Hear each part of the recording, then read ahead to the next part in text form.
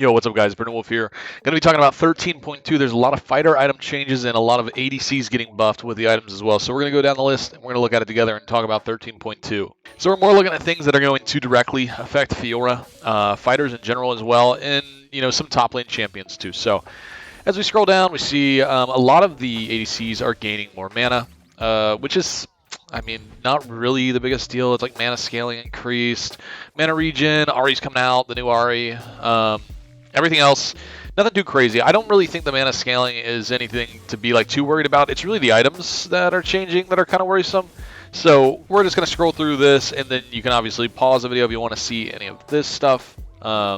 And then we get down to the items. Black Cleaver is actually getting a buff, so it's getting its health increased and its attack damage increased, which it hardly ever gets built. And when it comes down to Fiora, you don't really build Black Cleaver because she does true damage, and this is just like armor penetration, basically. Now, other champions like, Riven and stuff like that will find value in this. So this is nice to see because when we get deeper into these notes, you'll see why. Champions like Riven, who really require CDR and ability haste, are getting affected very, very deeply by this. Bloodthirster. Shield change is going to be a bigger shield. Cost is reduced. The lifesteal is reduced just barely. I don't even think that'll be very noticeable. One of the big scary changes here is going to be Bramble Vest. So reflect damage going up. Also, the Grievous wounds going up to 40%. So this is going to be a pretty sought out after item against Fiora. So usually when you play against Fiora, for the time being, is you would typically play another fighter, a bruiser, or something that can actually fight her and do damage to her, and that's the way that you win. So tanks usually lose because Grievous wounds are not very strong right now. This buff takes it back to a few years ago when Grievous wounds was really strong before they started playing with it, nerfing it, and all this stuff. So this is going to make the tank matchups a little bit harder. But in the grand scheme of things, it gives a little bit of balance to tanks in the top lane, so it allows somebody to be able to pick a tank into Fiora, or blind pick a tank and then not see Fiora and be like, okay, well, I already lost my lane. So it's a good thing for the game, but for Fiora players, I mean, it's like they buy something that's worth 800 gold and it's a direct counter to her. I wish it was a little bit more expensive, and I think that it would be better, like 1,000 gold or something like that. Because at the same time, it is sort of a Fiora tax. I'm playing against Fiora, I gotta get Bramble Vest because I'm playing a tank. So I would think it would make a little bit more sense to have make it 1,000 gold or something like that, because you have to build Hex Drinker sometimes in the top lane. If you have like AP enemy top laner and AP jungler, you rush that's a 1,300 gold tax. But this is like so cheap. That's the only real issue I have with it. It getting stronger isn't really the issue. It's more like I hate the fact that it's as cheap as it is. Chempak Chainsword, we're getting our healing reduction back, which now allows us almost to play in lanes like Nasus, Aatrox, those types of Warwick, those types of lanes, and we're not like 100% dead set where we have to take Ignite into those lanes. So this kind of gives us a little bit of leeway if we want to take Teleport into like a Nasus or something like that. We can rush Executioners and it has a lot more value, which is nice to see. Same thing is happening with, obviously, the other Grievous Wound, the AP item, the Chemtech Purifier, Oblivion Orb. Now we get down to the things that are really going to affect Fiora, like Death Stance. So it is changing. It's going to stay the same price. The combined cost will be increased, but it's still the same price overall. Takedown healing reduced from 120% to 50%. Now, I really don't think this is going to be too noticeable, because in the grand scheme of things, you're still getting damage mitigated, which is what we buy Death Stance for. We buy it for the armor. We buy it for the damage, we buy it for the mitigated damage in fights to keep us fighting. So the heal afterwards, after you get a takedown, I don't think it'll be as noticeable. To be honest, I'm not too worried about this. What I am worried about is this. No longer granting 15 ability haste. I think that's kind of a big deal, actually. So we no longer get ability haste on this item, which it adds up because they're taking it away from Maul too, that we'll see in a little bit, and they're taking it away from Gore Drinker, so that's a little scary. Now armor being increased 45 to 50, not even noticeable. 55 to 65 is a nice damage increase, though. That's something really good to see. So there's a little bit of balance here, but in my personal opinion, I would rather have the ability haste than the extra 10 AD, I'm not gonna lie. So I feel like this is a nerf. This is a nerf to fighter items. To the Death Stance at least. Eclipse, we don't really care too much about Eclipse. This is just, it doesn't really, we're not really going to build this on Fiora. The melee proc cooldown reduced. This is one of those items that sounds like really good on Fiora, and then it's like you build it and you're like, wow, this is not really good. So it's, you look at it and whatever. Essence Reaver getting a buff is actually really interesting. This used to be a Fiora build. It's getting 55 AD now. And that was always the big argument, is that it gives you mana throughout the game. And Manamune does the same thing, but it has a lot more AD to it, obviously, when it's fully stacked.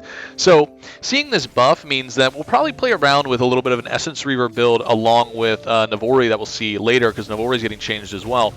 This might not be that bad. This could be good for lanes. I used to build the Essence Reaver against like champions where I needed a really fast power spike, like against Graves or something like that. So this might be really interesting. This is something that could be built on Fiora, so not that bad. So here we go. We already saw this. The attack damage being reduced. I mean, you make up for it if you're going to go, because you're never going to build Executioners if it's not against a healer. So the 5 AD, it doesn't really matter too much. This is another scary one here, especially for a lot of fighters like Riven and Fiora and anybody else who builds Gore Drinker. It's just the ability haste. This kind of sucks to be taken away. So instead now it's going to grant you 50 HP instead of 7 ability haste per item you have, and the 7 is a lot. 7 is a pretty decent amount, and for it to go down to 3, that feels pretty bad. That feels pretty bad. I guess they make up for it with the HP, but when you go for a Gore Drinker on Fiora, you're more prioritizing the CDR of it. Be like, okay, I need a lot of CDR here because I'm going to get more healing. I'm going to be able to use the active, whip active to proc vitals, and I'm prioritizing Gore Drinker into melees, and if I need more ability haste, if I'm going to be fighting like that. So that's tough. And we see, obviously, you know, he's ADC buffs. I'm not sure how this is going to go. We'll have to see. ADC is getting buffed pretty hard. To reduce the crit change from 60 to 40 and make 40% when you get your power spike, instead of 3 items, it's only 2 items. That's, you know, scary to see. So, I don't know. I feel like bot lane's already really played for. I think top lane's in a weird spot where you kind of just sit there. You guys, you fight against your enemy top laner, maybe you get a solo kill, they get a solo kill. Regardless of what happens, you press tab at 15 minutes and you kind of know who's going to win the game. Like either enemy ADC is 4-0 or your ADC is 4-0. So it's like, and you get like one opportunity or 1 or 2 opportunities throughout the game if you're really ahead in the top lane to be able to kill the ADC, and if you're not able to, then you're probably going to lose the game. So I don't know. I don't know about buffing ADCs. We'll see about this, but that's a really, really big change. So here's Maul. Maul getting the same treatment where ability haste is being taken down from 20 to 0. Attack damage is increased. Lifeline, obviously, turning into instead of Omnivamp, we're getting Lifesteal. Does not matter for Fiora. She gets everything off Lifesteal anyway. Lifesteal and Omnivamp are the same thing for Fiora, right? Lifesteal is auto attacks, and like her Q is considered an auto attack, or E is considered an auto attack. The only thing that might be affected with, because the Omnivamp is technically all abilities, so her passive is considered an ability, and you get a little bit more healing when you hit a vital because of the Omnivamp. Now, it gets increased to 12%, so don't think that you'll notice much of a difference, because everything that Fiora does is an auto attack. Lifesteal equals auto attack. Omnivamp means everything. Abilities, vitals, auto attacks as well, everything. So this change, you won't notice it. And the 12% lifesteal will probably make up for the little bit that you miss out on the Omnivamp on the vitals, to be honest. All right, Morello's, same thing. Mortal reminder here, this is more ADC buffs, kind of scary. Like I said, we'll really have to see. Now this is what I was talking about earlier, Essence Reaver with the Navori Quick Blades, the crit change going down to 40%. So here's the argument though, is that could you go Essence Reaver in Navori and make it work for Fiora? Sure, but you're going to be super squishy. And there's the argument, so with us getting ability haste taken away on Maul and Death's Dance, which are like 90% items on Fiora that you build almost every game, I think there's more of an argument for Spear of Shojin as your last item instead of going the crit route, because I would much rather rush Divine and have Ravenous than I would have Essence Reaver in Navori Quick Blades. I'm sure it'll be a really fun build to play. I'm sure it'll be great. I'm sure I could go into some norms and drop 25-30 kills and have a great time with it.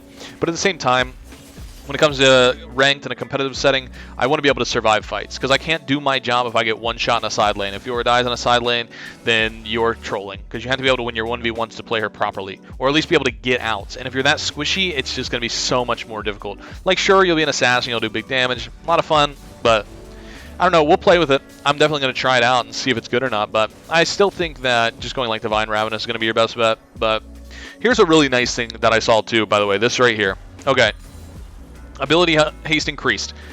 This was already a 100% have-to-have item on Fiora, now it's 110%. Now, like, if you don't build Ravenous, you are trolling, because with our ability haste being taken away, and we're getting a little bit more, even though it's only 5, we're getting a little bit more, and then we're changing 10% Omnivamp to 10% Lifesteal, but the Cleave will benefit from Lifesteal now. So now, when you hit a minion wave and you stack them all together, the cleave damage is going to heal you as well. So not only, because it used to be that you would just hit a minion and that certain minion, the one that you were hitting, was healing you based on the percentage on how much damage you were doing to that singular minion.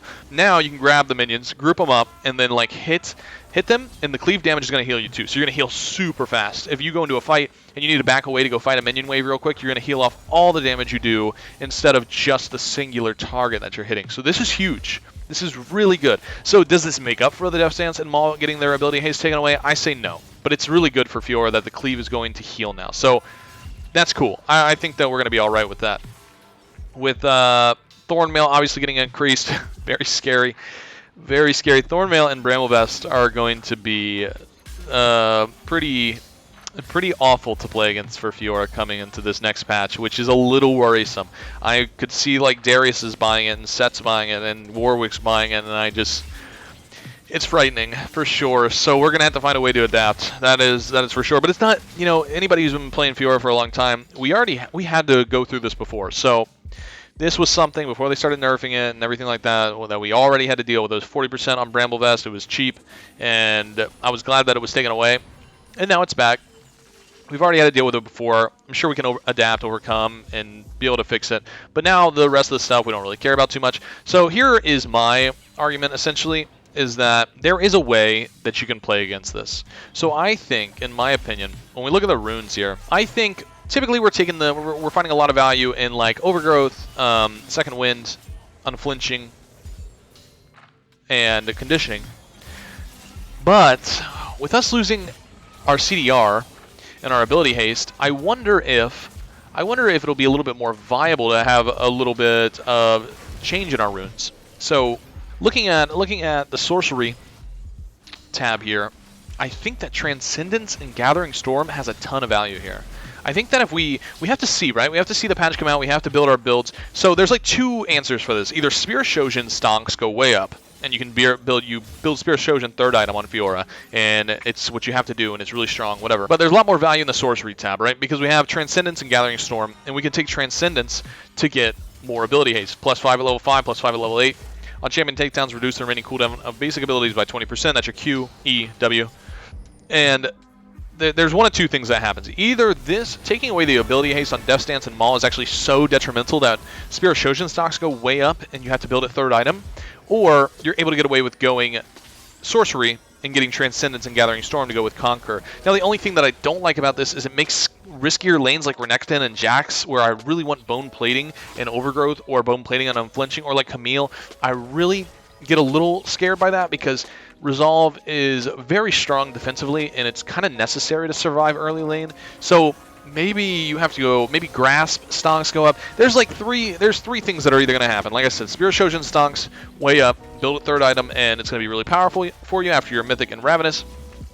Or you take Sorcery with Conquer. It's a riskier playstyle, but it will be more rewarding because you'll also have Gathering Storm, so you're getting more damage as well with the damage increase to Death Stance and Maul.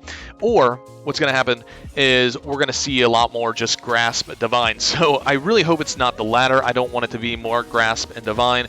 It's just the most boring way to play Fiora. It might be the strongest right now, it might be the best, but I just think it's so boring. And I like having the options for Stridebreaker and Gore Drinker or Rushing Bork or all these other things. And losing that ability haste on Maul and Death Stance is really scary, along with Gore Drinker too, getting it decreased. So, and you're going to see a lot of issues with other champions as well. Riven's going to take a massive hit.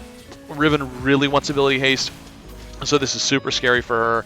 I think that some champions, they just don't care. I mean, the truth of the matter is there wasn't really a lot of champions that were building Gore Drinker in the first place, and you kind of valued ability haste for any of the champions that you were going to get it on too. So I don't know if this is supposed to be some sort of change where they think that is more value. I think the ability haste is more valuable than HP in my personal opinion, but there wasn't really too many champions that were building it in the first place. So for them to do that to it as well, it's just like, what are we doing here? So we'll see. But I think the two biggest champions that get affected here are really basically Fiora and Riven. I think those are the two that kind of get hurt the most out of it. I think there could be a couple more that are just like slipping my mind right now, but those will be the two that I'm the most worried about. So we'll have to see.